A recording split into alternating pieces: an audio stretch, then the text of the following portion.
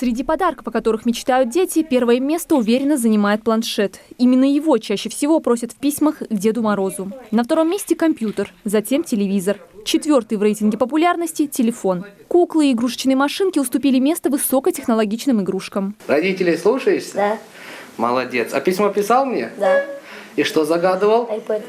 iPad загадывал, да? А зачем iPad нужен? Скажи дедушке. Резиденция Деда Мороза работает с 29 ноября. Сюда уже поступило более 1000 писем. Сегодня к главному Дедушке Морозу Республики Ингушетия приехали ребята из отдаленных населенных пунктов республики. А также сегодня мне было отрадно, что ко мне в гости приехали ребята из пригородного района. Они писали мне свои письма. И сегодня они могли и сами лично вручить свои письма, чтобы мне лично передать, и чтобы я мог исполнить их желания. Я сегодня принес Деду Морозу письмо. Я хочу велосипед. Я надеюсь, что он мне ее подарит. Все присланные письма сортируются по городам, районам. Затем оттуда по очереди вызывают детей. В этот раз были приглашены маленькие жители пригородного района.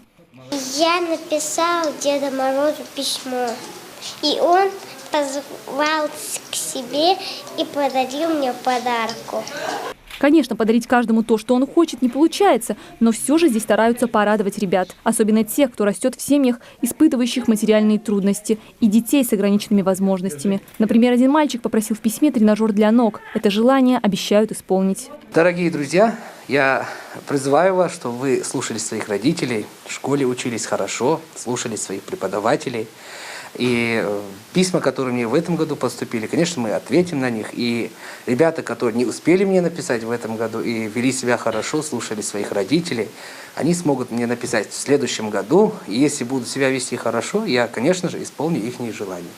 Все, кто отправил письмо Деду Морозу, получат сладкие подарки. Резиденция сказочного волшебника проработает до 25 декабря. Мадина Албагачиева, Ахмед Парчиев. Новости 24.